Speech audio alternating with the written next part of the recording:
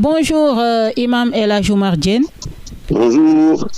Voilà, Imam, est-ce que vous pouvez revenir sur le sens, l'importance de la station d'Arafat? Oui, bien sûr. Oui.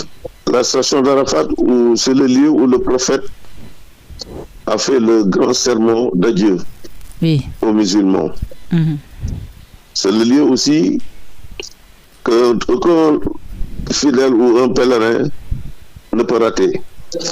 C'est une étape du pèlerinage à la Mecque. Quand on le rate, on ne pourra pas le rattraper. C'est de là-bas, effectivement, qu'on obtient le gage de grade de Hajj, c'est-à-dire quelqu'un qui n'a plus de péché. Oui. Où on lave nos corps, nous sommes habillés de tout blanc, comme si nous revenions de nos tombes sur terre, et que Dieu ouvre ses vannes pour dire aux anges, voilà les humains, les pécheurs, les assassins, les tueurs, les travailleurs, les amoureux, de tout ce qui est encore de regard d'un humain et d'un vivant. À partir de ce jour et de ce lieu, je fais d'eux des hajj, c'est-à-dire des gens propres qui n'ont plus de péché comme des bébés. C'est l'endroit où Adam et Ève se sont mariés, se sont retrouvés 40 ans après s'être perdus. Donc, ils attendent là-bas la grâce de Hajj qu'ils doivent célébrer et qu'ils doivent perpétuer. Ils deviennent des citoyens nobles, des citoyens de Dieu, comme on les appelle communément. D'accord. Donc, la station d'Arafat est une étape très importante, la station, et c'est de là aussi que le prophète a fait sa plus grande prière de recommandation aux musulmans, Al-Yawmul Akmaltum. Ce sermon qui est notre code de conduite, qui est notre guide, qui est notre programme pour notre vie active de tous les jours, de tous les musulmans. Alhamdulillah Rabbil Alamin. Voilà. Imam, quel doit être le comportement d'un bon musulman ou d'une bonne musulmane le jour d'Arafat? Ceux qui ne sont pas partis à la Mecque. C'est-à-dire se célébrer à la Mecque même. Arafat, il n'y en a pas ailleurs. Oui.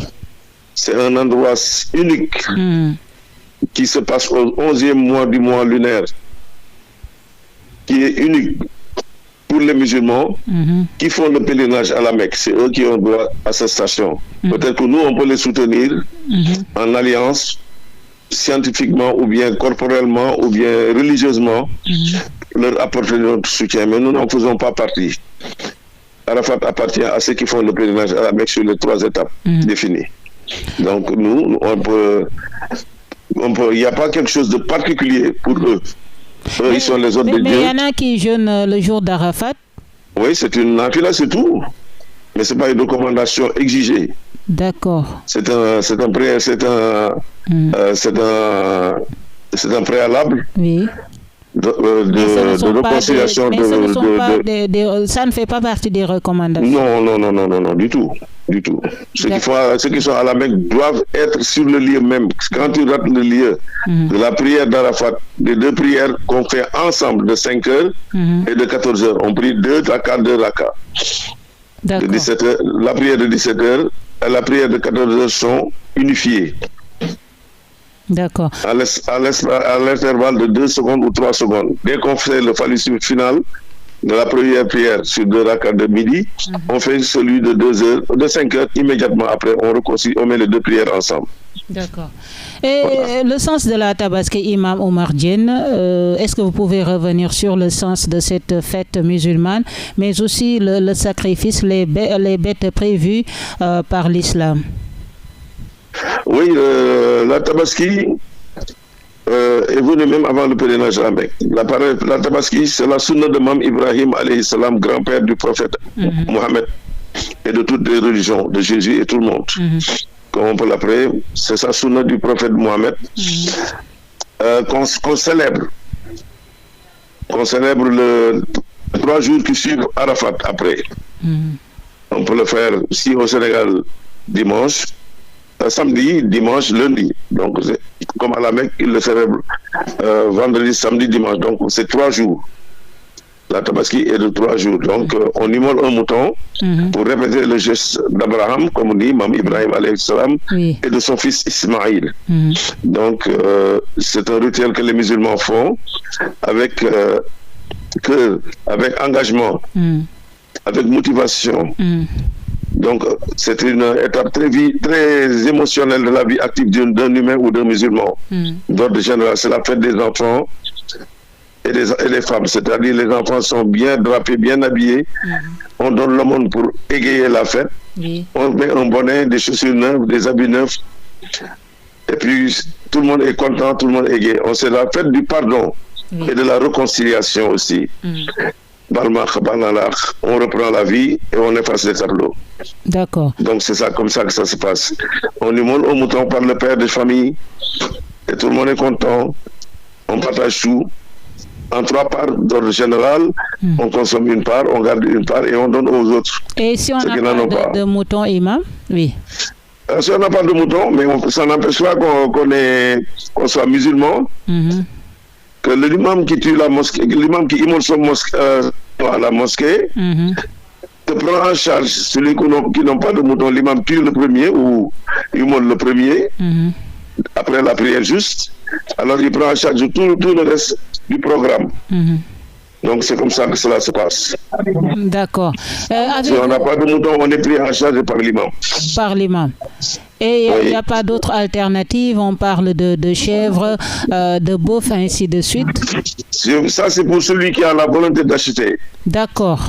Il achète un bélier, c'est-à-dire un mouton mâle fort. S'il n'a pas, il appelle un mouton qui est castré. S'il n'a pas un mâle qui est castré, il prend une femelle. S'il n'a pas une femelle, il achète un bouc. Oui. C'est un mâle de chèvre. S'il n'a pas ce bouc, il achète un bouc castré. S'il n'en a pas, c'est une femelle qu'il prend. D'accord. S'il n'a pas de femelle, il prend un bœuf, un taureau qui a 3 ans, 4 ans. Oui. C'est le 3e grade, c'est le taureau. Ensuite, il prend un bœuf qui est cassé. S'il n'a pas de taureau, s'il n'a pas de bœuf cassé, il prend une vache. S'il n'a pas de vache, il prend un chameau mâle. S'il n'a pas de mâle fort, il prend le mâle castré. Oui. S'il n'a pas de mâle castré, il prend la chamelle. S'il n'a pas de chamelle, la fête ne lui est plus obligée. Il ne peut pas prendre de poulet, ni de lapin, ni de trucs. Ça ne fait pas partie des bêtes ou bien qui sont homologués pour la Tabaski. Oui, et est-ce que ce sont seulement les pères de famille qui doivent faire ce sacrifice en islam? Bon, quand on est majeur d'ordre général et quand on a les moyens, oui. Même un père de famille qui n'a pas les moyens, il ne lui est pas exigé. Parce que c'est un seul jour, c'est le geste d'Abraham qu'il faut répéter. Quand on ne l'a pas, on ne peut pas s'endetter jusqu'à se retrouver à la police ou au tribunal pour avoir pris l'animal de quelqu'un et puis ne pas pouvoir le payer. Et puis c'est pas la viande qui compte, c'est le geste seulement du rituel que Dieu exerce pour les musulmans. D'accord. Donc, je sais juste ça. Voilà. Merci Imam Diène d'avoir répondu à nos questions, Imam.